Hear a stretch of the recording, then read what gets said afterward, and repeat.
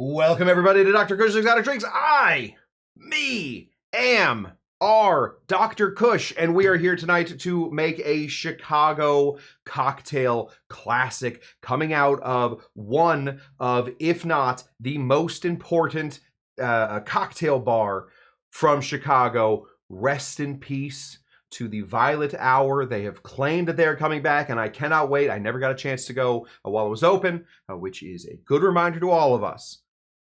Keep drinking, all right? Even if you, listen, that one extra drink at that one next bar, it might be the only time you ever get to go there. So don't just stay at 3 dots and a dash. Find the Violet Hour next time. The Violet Hour is an incredibly important cocktail bar from Chicago. When we talk about how cocktail bars work and how cocktail bars sort of proliferate, look at that word, proliferates. We can look to New York. We talked about this on the pre-show, but we're talking about it again.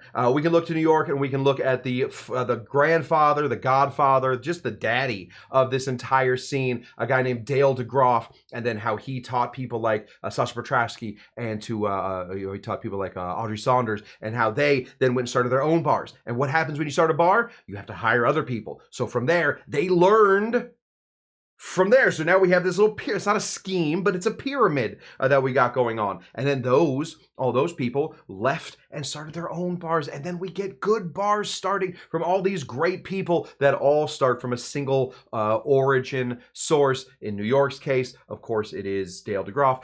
But if we're talking about Chicago, kind of tough to say that it wasn't the Violet Hour that started the Chicago bar, the early 2000s mixology revolution. I don't know if we're still in it. It's tough to tell whether we're still in a time when it's going on. I feel like we're in the technological age right now, but did people that were in the Industrial Revolution look around and be like, yeah, this is look how industrial things are. Oh my goodness, we're revolutionizing things. I don't know. Are we still in the middle of the cocktail revolution? Am I just some dinosaur that is trying to push this information down because it's the one thing I know the most about? I don't know. I don't know. This moment of introspection and navel gazing brought to you by my thoughts on the Violet Hour. So we're going to make one of their cocktails, and it seems, I don't know, but it seems to be one of their biggest signature cocktails. The Violet Hour is a book. It's a book by a guy named, I have it. Don't turn away. Bernardo Devoto. Bernardo Devoto, and he wrote a book called The Hour, right? And in this book, he has a line. Oh, this line is mind-boggling. He says, the Violet Hour. I have it right here. I don't want to get it wrong. The Violet Hour. The hour of hush and wonder. It's a good line. It's a good line. So we're making a drink from the Violet Hour called the Hush and Wonder. It's from that same one line of prose, but very poetic nonetheless. It is a daiquiri riff. It is very, very similar to a lot of other cocktails. Specifically, it is a daiquiri. And when we make this cocktail, I want you guys to pay attention when you are making your own cocktails that you don't need to swap out whole ingredients. You don't need to add ounces and ounces of new stuff to make a new cocktail. This is going to have about 6 drops. 6 drops of other ingredients, and it is going to change the entire ness of this cocktail. And I do want to say real quick that I just have to answer this from Dougie D. Navel gazing. Navel gaze. I don't know if this is just something that my dad said, and now I say it. When you are navel gazing, it is not looking out at ships at sea with their sailors aboard. That's not what it is. It's your navel. Your belly button, and it is sort of introspective of your life. You come from a navel, don't worry about it. It's an introspective look, just in case we were worried about it. And then Tim follows that up with just a nonsense word, snackery. So we are going to be making this cocktail very, very simple. Don't think that we're getting all crazy. We're not bringing in our Roto vape. We're not bringing in the famous Belgian coffee maker. It's very simple, super simple, but equally complex. When we're talking in the realm of adding drops to change a whole cocktail, we are going to find some complexity in that simplicity. So let's begin with our humble lime. We're just going to make a daiquiri. So we're going to make a daiquiri the same way we always make a daiquiri. We're going to take one of these limes and we are going to slice it into our moon phases. Right there, and right there. Full moon, waxing gibbous, waning gibbous, right there, and the Cheshire cat moon. We have those right there. I have no idea if the Violet Hour went by Constante Ribialagua Vert's philosophy on how to make a daiquiri. So since I don't have any idea, we're going to do that because it's a good way to make a daiquiri. So we're going to take our lime juice and we're going to squeeze by hand. Yes, indeedy. We're going to get 3/4 of an ounce of this squoze by hand lime in here. Yes, that's what we're doing, right? Oh.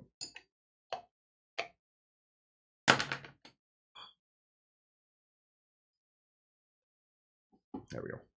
Squeeze, squeeze, squeeze. Squeeze, squeeze, squeeze. Right in there. Drop those in there. We want those oils on the outside. We want those oils to give our cocktail that extra limey flavor that we want. That's ideal.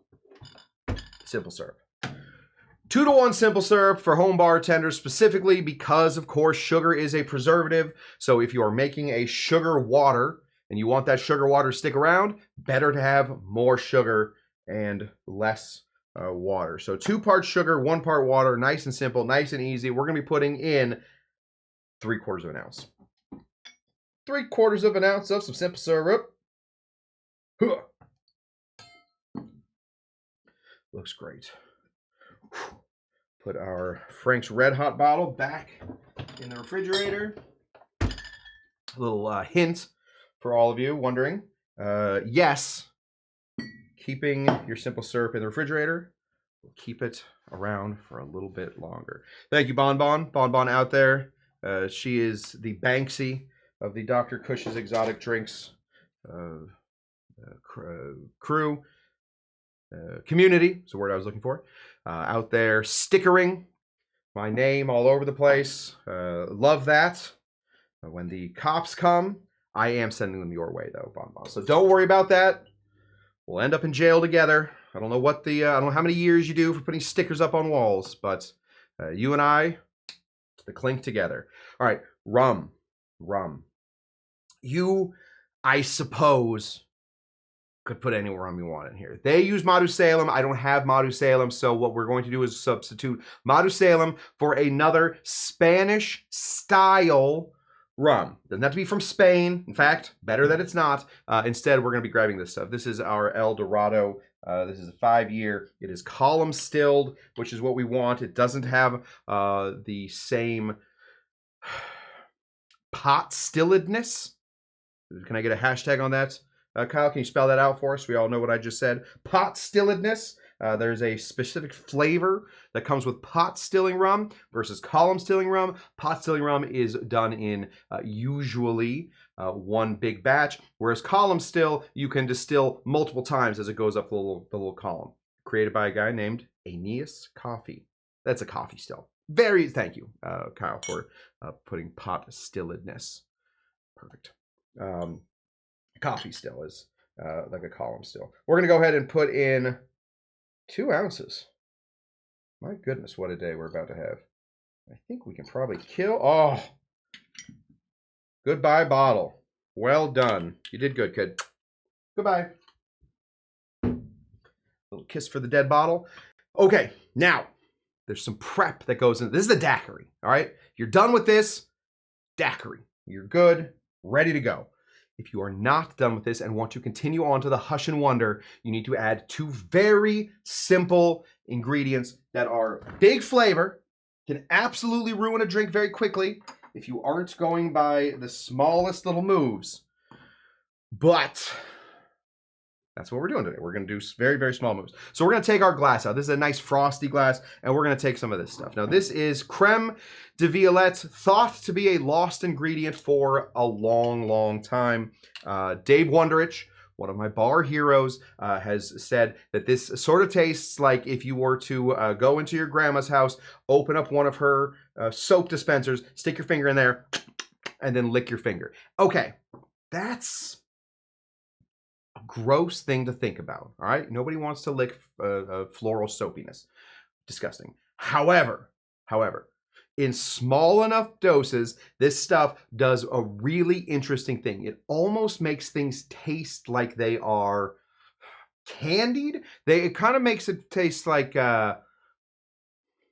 candy. It's a weird candy situation we're going for. Now, what we're going to do is we're just going to take a little bit of this. We're not even going to measure it. All right, we're going to put the smallest amount we can put in there. There we go. Right there. Just so it's a little purple.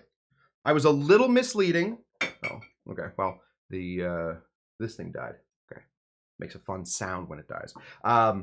It's a little misleading, the thumbnail that I put up there, because it looked like we were going to make a big old purple drink, but we're not. What we're going to be doing is we're going to be giving this glass a wash.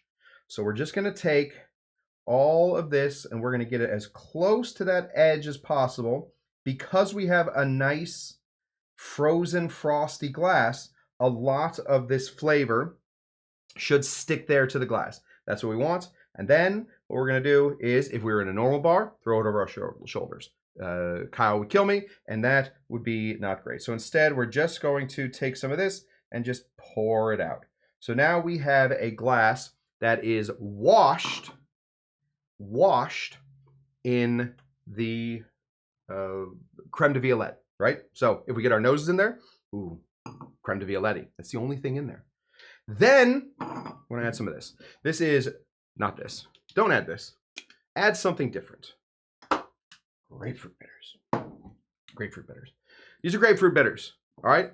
So currently we have like 3 drops of the creme de violette floating around in here. Now we're going to add like 2 drops of this grapefruit bitters just to give it a big, bold grapefruit flavor. 1, 2. Have I given credit to the person that created this cocktail yet? Oh, no. Guy named Toby Maloney. Awesome name. Cool looking dude. Never met him. Cool looking dude. Big beard. Ooh. Ooh. Nothing dudes with beards like more than other dudes with beards. We love to examine. We want to ask questions. How did you get it to be so large and out this way? I used to have a beard that went down to here. It was awesome. Every dude with a beard would talk to me. Nobody else. Nobody else wanted to talk to me. But at that point, I didn't need anybody else to talk to me. I just wanted beard dudes talking to me. My beard now, a little tamer, a little grayer at this point. But thank you to Toby Maloney from the Violet Hour for giving us this beautiful cocktail. We're going to take one of these. Whoop. Yep. Lots and lots of ice. More ice than we think we need. Chunk this on top and give it a big old shaker. Ready? 1, 2, 3. Oh, yeah.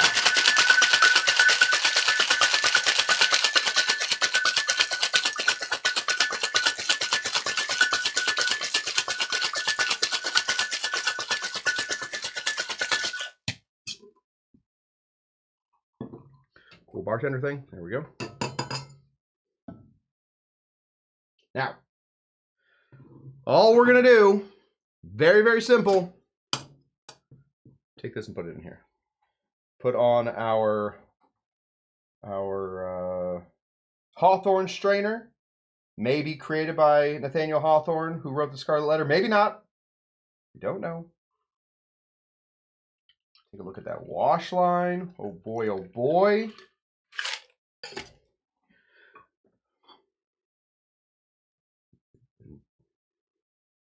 That's it. Like 3 dots and 2 dashes of something else to create a bar's signature cocktail. The Hush and Wonder from the Violet Hour. The Violet Hour, of course, filled with hush and filled with wonder. And there we have right there. Let's see. I got a real quick question I want to answer. Doc, do you have any beard balm recommendations? As a fellow bearded Tiki wizard, I'm always looking for tips. Yes, I do. I do. I don't know if you can still get it, but I have a bottle of this beard oil, and it was from a brand called doTERRA, right? And it was their, I think it was their sandalwood scented. It is very important. You don't need to put whatever you put in your hair. You put anything in your hair, I put like a pomade wax in my hair sometimes, most of the time not, but sometimes I just put that in here to like keep the little strays down. But most importantly is getting a beard oil. You want a beard oil or a beard balm. There are lots of great ones. I like the doTERRA one. I was just informed by my wife, who did all the buying of that stuff.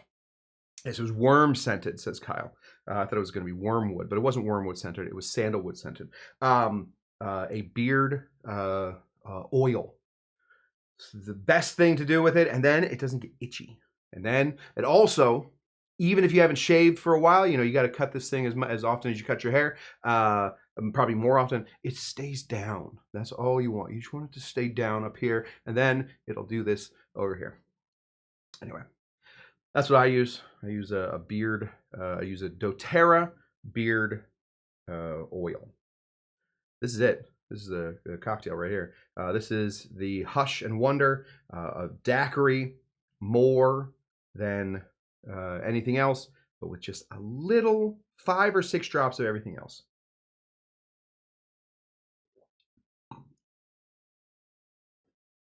Such a good lesson. First of all, Toby Maloney, well done, Beard Brother. Killing it. Such a good lesson that when people ask me, and you would be surprised at how few times they ever asked me in my life, and yet it's happened once, and so I'm going to continue to use that as a thing. When people ask me, Cush, I'm trying to start a little home bar cart. What should I do? The first thing I tell them, number one, go out and get some bitters. Go out and find interesting bitters. You put 2 dashes of a bitter into any cocktail, it's going to change it up. Then immediately after that, I would suggest go find some liqueurs. Find a liqueur that doesn't sound right.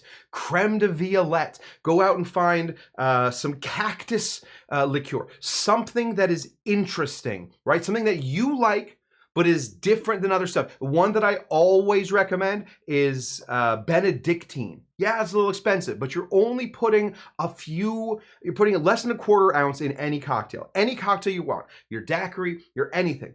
A little tiny, another one I always recommend is Luxardo Maraschino liqueur.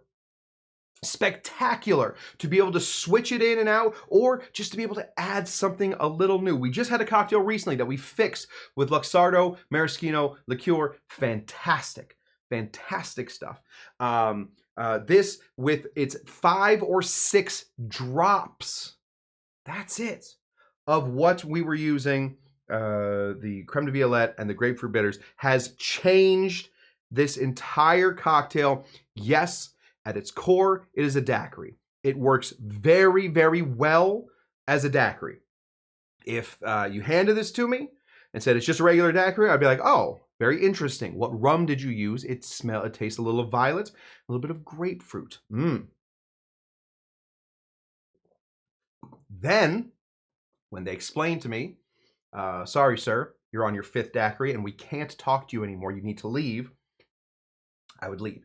If I had asked it in my 2nd or 3rd daiquiri, they would say, oh, we don't really tell our instructions, but you seem to know so much. Let me tell you about this. It's just a little bit of creme de violette and a little bit of grapefruit bitters, and you are set and ready. I'd be very happy if I got this. Super, super simple to change up. Now, you do not have to make the Hush and Wonder in order to be able to make a brand new daiquiri. All right? Instead, let's just reach for something. Italicus. A little bit of bergamot on the inside of your glass. Twirl, twirl, twirl. And then Oh, what's a good one? Peach! Peach! Peach bitters! Created a whole new cocktail right there. Look at me. Like a machine. Like a machine right there. It is a very, very simple method to expand out your palate, to expand out the cocktails you have readily available to you. And if you're only using them in small portions, you're not going through. I have had this bottle of Luxardo Maraschino liqueur. I think I have had it since it was here. I think I might have just taken it from one of the bars I was working at. And I think I had it since it was here, and we've only gone down to here, and it's been about, it's almost 6 years. Oh, God. I think we passed 6 years. Congratulations, guys. We didn't have a party for it. I think we've been doing this show for 6 years. But it's so tiny, teeny tiny moves. I keep asking my wife to please, will you please watch one of my very, very favorite movies of all time. It's called Contact. She hasn't seen it, but she still quotes it, because one of my favorite quotes from that whole movie is when the dad is talking to little Jodie Foster. She's not Jodie Foster. She's another actress. It's the girl from Hunger Games. She was the girl from the tree place. Don't worry about it. He looks at her and he says, "Small moves, Ellie." Small moves in cocktails too, guys. Small moves. Dots, dashes. That's all we're looking for. God, that's good. I haven't said hello to Joshua Dill. Joshua Dill, it is good to see you, pal. I've seen your name pop up a few times, but it was never the time that I could talk. Not according to those who have suffered through my post-hiking sandals counts. Okay, well, that's all over the place. Okay, gosh, this is delicious and a really good reminder to me that I don't need to reinvent the cocktail every time. All you got to do is dots and dashes, dots and dashes, dots and dashes. That's what I have for you guys. Okay, speaking of Italicus, I have a fun class sort of planned for us on Saturday.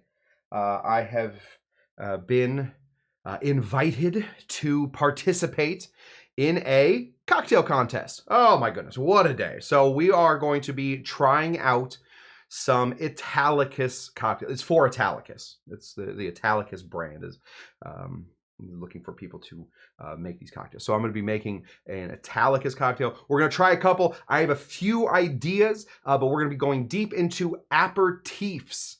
Aperitivos, which I don't normally separate cocktails into, pre-dinner, post-dinner, but the IBA certainly does. That's how they separate their cocktails. I do them by the 7, cocktails. They separate them in a different way.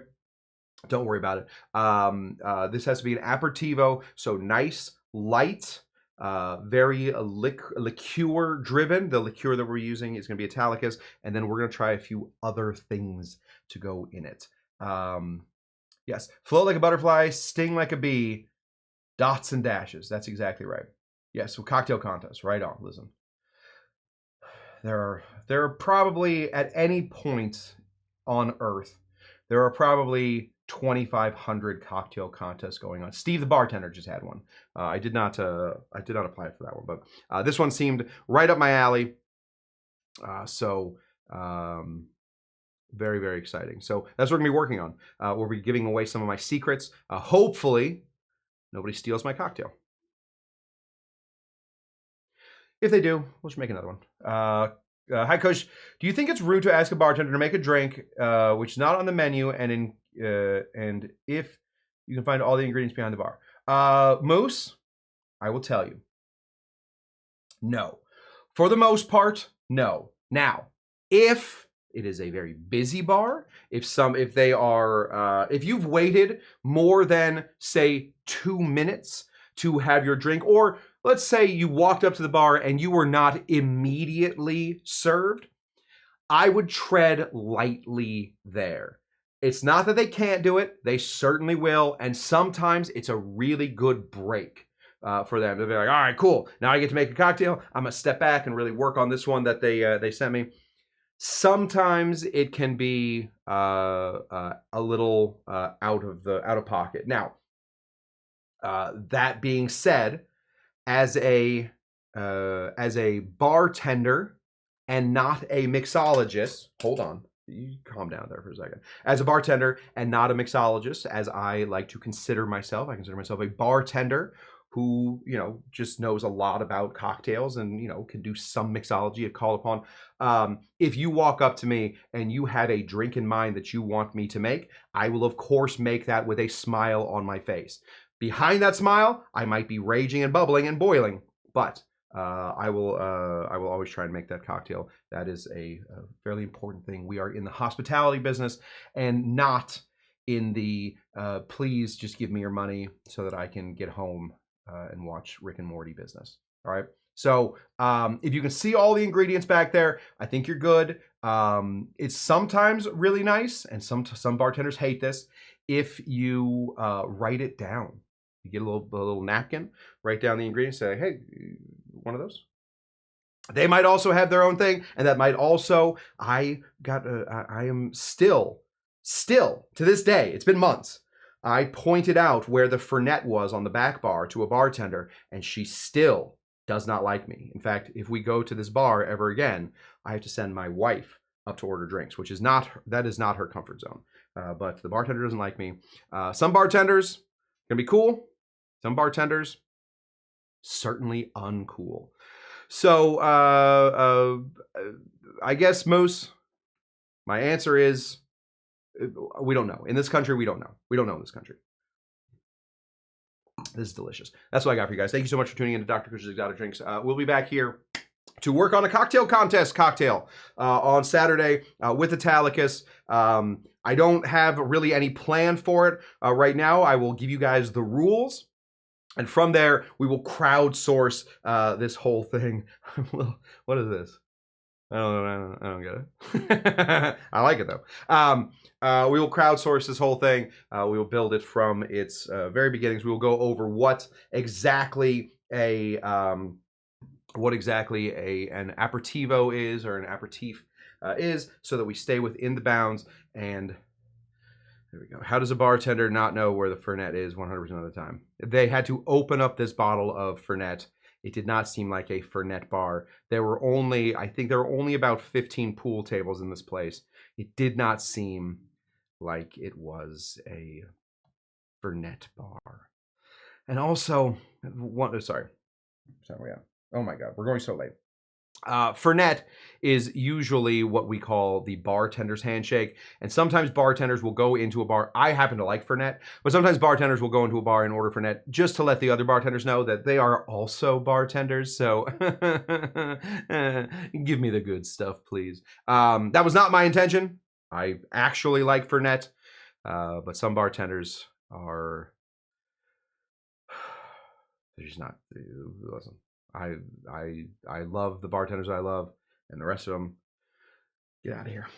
Thank you so much to 70 Husband, winner of the 2024 Cush Tucky Derby. Until next time, guys, thank you so much for tuning in to Dr. Cush's Exotic Drinks. I am Dr. Cush, and oh gosh, the Suns lost by so much today. Oh, my poor Suns. They're just such a bad team. Until next time, guys, what do we always say? Are you Dr. Jinga Janga? We're going to find him at one point. Bye! Goodbye.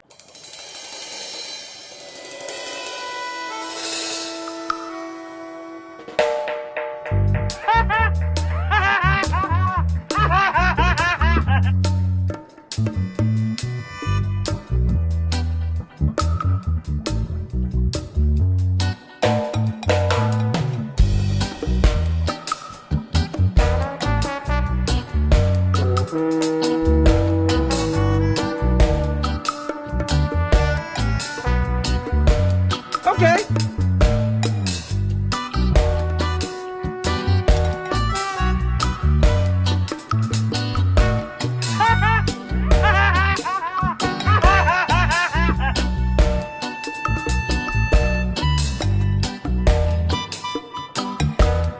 Are you trying to drive me crazy?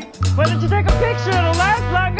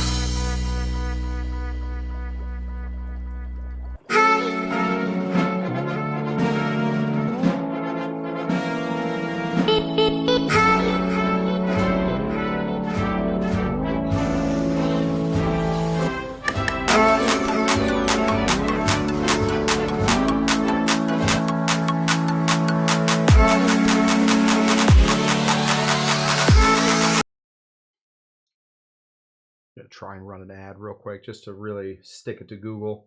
Just see if this ad runs. In the meanwhile, we'll talk real quick about what my plans are for this cocktail. Obviously, an aperitivo. We're working with bergamot, so we want something to fill out all of the lost parts of the bergamot liqueur.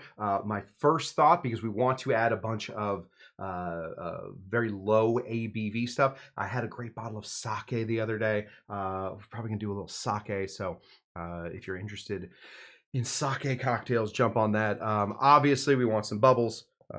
That's important. So I'll have a little tiny bottles of Cooks, the okayest champagne on earth, back here. No ad. Let's try it one more time.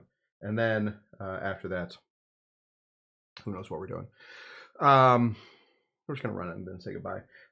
Thank you guys so much for tuning in again. Until next time. What do we always say? We say